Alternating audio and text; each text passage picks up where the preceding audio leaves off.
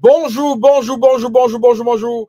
J'espère que vous allez bien. J'espère que vous allez bien au nord de l'Afrique, au sud de l'Afrique, à l'est de l'Afrique, à l'ouest de l'Afrique et même au centre de l'Afrique. J'espère que vous allez très bien. 7 mars 2025, le président Donald Trump propulse l'Amérique, la Maison-Blanche, au cœur de la révolution crypto-monnaie. Je vous en parle, je suis le leader Willy. Je vous aime bien. Je n'y peux rien. Si tu n'es pas encore abonné à la chaîne Investi, justement, je te prie d'aller t'abonner à la chaîne Investi justement tout de suite et surtout de cliquer sur la cloche de notification pour ne rien manquer. Cela se passe à Washington aujourd'hui où le président Donald Trump décide avec son administration de propulser la Maison-Blanche au cœur de la révolution mondiale de la crypto-monnaie. Et je vais vous dire, ce n'est pas en passant par la dentelle qu'il a fait, il a utilisé les grands moyens pour le faire. Et je suis très ravi de te dire qu'il vient de marquer d'une pierre blanche le nouveau départ de la finance mondiale. Et il a souligné vraiment de grands cœurs avec des grands acteurs qui étaient là, David Sachs, Scott Bessent et d'autres qui étaient bien là pour accompagner le président Donald Trump dans cette grande réunion qu'il a eue aujourd'hui avec son administration et ses invités à la Maison-Blanche. Mais pourquoi ceci est très important pour nous? Beaucoup de gens se posent des questions, beaucoup de gens s'interrogent, mais beaucoup de gens ne comprennent pas. Il faut comprendre une chose, c'est que l'Amérique,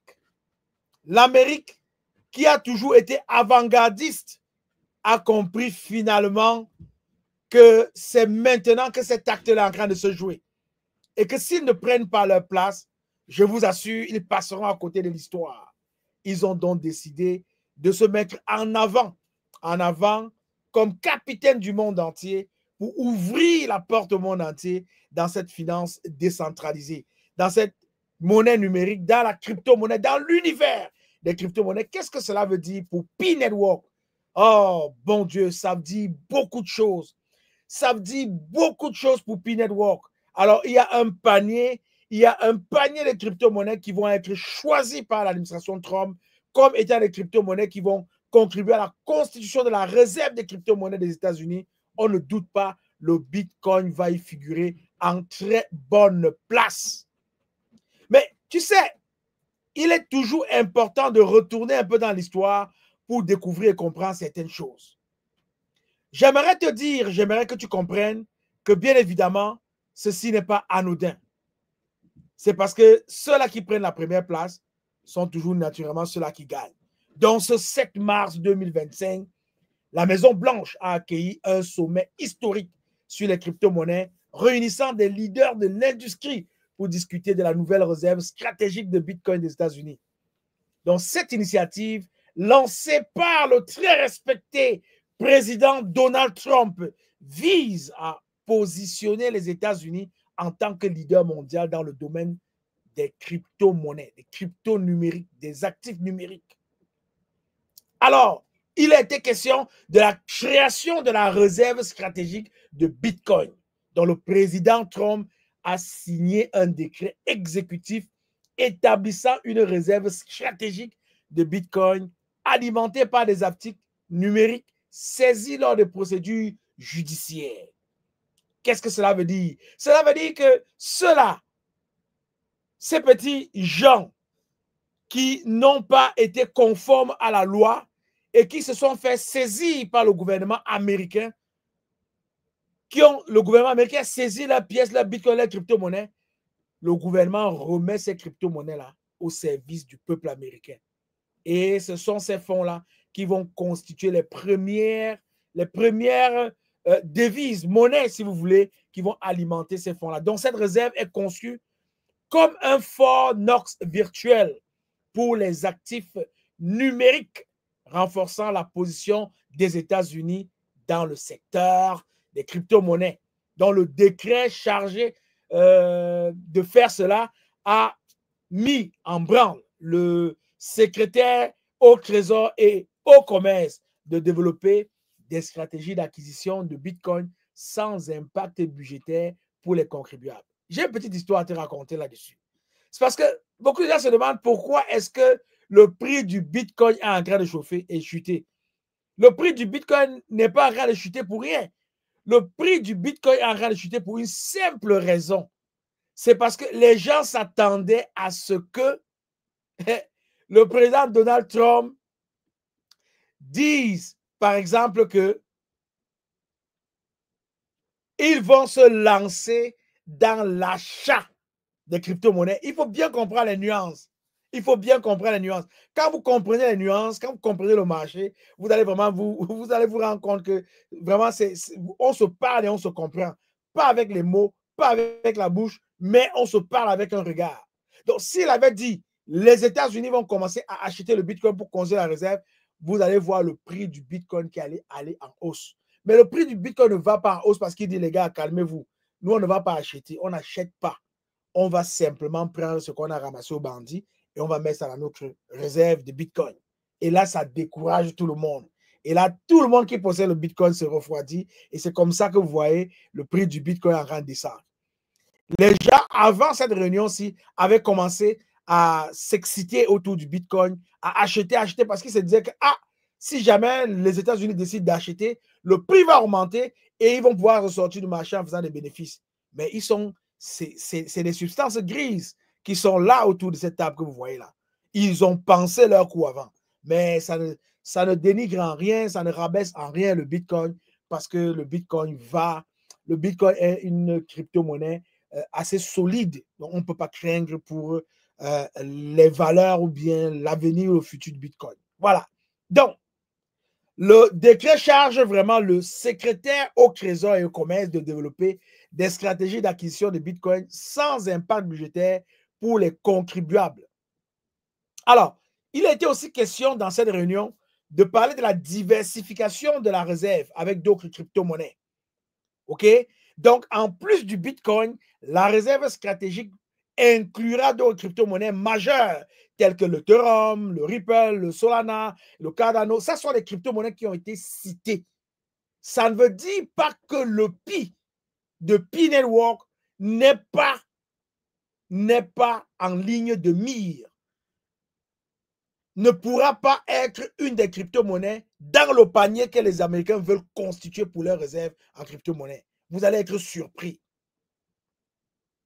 Donc, il faut bien comprendre que David Sachs, quand il interprétait cela, il disait non, le président n'a pas fait un choix. Ce n'est pas un choix que le président Donald Trump a fait en parlant de l'Ethereum, du Ripple, du Solana et du Cardano. Non, c'est seulement parce que c'est ça qui était à sa portée. Mais je vais vous dire une chose. On est dans un monde de politique. On est dans un monde de politique et les gens font très attention. Le Pi, avec ses chiffres, avec les données, s'impose. C'est le Pi qui s'impose. C'est les données du Pi qui l'imposent. Ce n'est pas le Pi qui s'impose. Donc, stay tuned. Restez tranquille. Vous allez être surpris. Voilà. Cette diversification reflète la volonté de l'administration Trump de soutenir l'innovation et de renforcer la compétitivité économique des États-Unis dans le domaine des technologies financières. On sait que dans cette réunion, il a cité la Chine à plusieurs reprises. La Chine est toujours en train d'aller de l'avant. On sait, on comprend le président Donald Trump. OK? Voilà. Je vais aussi mentionner le fait que dans cette réunion-là, il y a eu des réactions de l'industrie et des perspectives économiques. Face aux perspectives économiques que cette rencontre, que la crypto-monnaie qui devient un élément essentiel pour l'administration Trump peut apporter dans le monde de la finance. Donc, l'annonce de la création de la réserve a suscité des réactions positives de la part des leaders de l'industrie. J'ai même entendu un invité dire, venant comme que Dieu le bénisse, que Dieu vous bénisse, parce que vraiment, vous avez été la personne qui a eu la vision, qui a compris et qui a vraiment pris le leadership pour imposer les États-Unis comme la capitale mondiale de la crypto-monnaie. incroyable. Donc, Brian Armstrong, PDG de Coinbase, a exprimé son enthousiasme quant à l'initiative, la qualifiant de moment historique pour le Bitcoin et la crypto-monnaie. Alors, cependant, certains analystes vraiment ont exprimé leurs préoccupations concernant l'impact potentiel sur le dollar américain, suggérant que l'acquisition massive, alors c'est là où je reviens, l'acquisition massive des bitcoins pourrait affecter la stabilité de la monnaie fiduciaire. C'est la raison pour laquelle, je vous ai dit, on est dans un monde politique. Les mots sont bien choisis. Donc, si dans cette réunion, moindrement, les utilisateurs du Bitcoin avaient détecté une acquisition massive du Bitcoin, je vous assure, la monnaie fiduciaire serait en train de lire l'heure en ce moment. Mais ce n'est pas le cas. Ils ont été très intelligents. Ils ont été très perspicaces. Ils ont pris le temps de bien analyser les choses pour ne pas tomber dans ce piège-là. Et bien évidemment, ils ne sont pas tombés dans ce piège-là. Voilà. Je voulais partager cela avec toi pour que tu comprennes bien évidemment qu'en politique, dans les business, dans les affaires, on choisit ses mots. Parce qu'il suffit de dire une seule chose, tu renverses le marché. Il suffit de dire une seule chose, tu crées un effet inattendu, indésirable. Alors, tout est bien dosé, tout est bien mesuré. Mais petit à petit, vous allez voir ce qui va se passer. Les cryptos s'imposent, le Bitcoin se renforce et le Pi prend la plus grande place qui lui est réservée. Parce que bien évidemment, le Pi est la majestueuse de toutes ces crypto-monnaies-là et vous allez la voir arriver. Partir en moins de 2 semaines de la 33 900 places, 33 900 places, partir de là pour se retrouver à la 11e place, ce n'est pas donné à toutes les crypto-monnaies. Alors, on a observé un impact de cette réunion sur le prix des crypto-monnaies. Donc, suite à l'annonce, les prix des crypto-monnaies ont connu une volatilité notable. Le Bitcoin, par exemple, a initialement chuté en dessous de 87 000 $ US, reflétant les inquiétudes du marché quant à l'absence d'achat supplémentaire de Bitcoin par le gouvernement. Ah là là, c'est magnifique. Résultant, reflétant les inquiétudes du marché quant à l'absence d'achat supplémentaire, absence d'achat supplémentaire de Bitcoin par le gouvernement. Donc, si le gouvernement s'était fait mal interpréter et avait laissé entendre aux autres qu'ils allaient acheter de la crypto-monnaie, ça allait être la catastrophe dans les prix. Les prix allaient subir une période haussière jamais vue dans l'histoire de la crypto-monnaie. Mais ils ont temporisé les choses. Donc, cependant, les prix se sont regressés. Le Bitcoin rebondissant à environ 88 000 $. Et à l'instant où je vous parle, je peux vous dire que le Bitcoin a encore pris du poids de la bête et on peut aller regarder rapidement sur CoinMarketCap et s'apercevoir que le Bitcoin joue au petit yo-yo entre 86 000 et 88 000 et de temps en temps va connaître des percées aux alentours de 90-92 000. Donc, la création de la réserve stratégique de Bitcoin marque un tournant majeur dans la politique financière des États-Unis, signalant une reconnaissance officielle, vraiment une reconnaissance officielle du rôle croissant des cryptos numériques, des actifs numériques dans l'économie mondiale.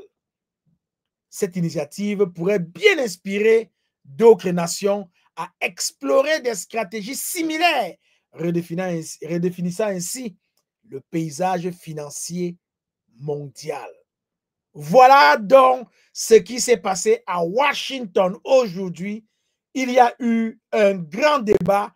Je vous invite à écouter quelques bribes de ce grand débat-là. On écoute.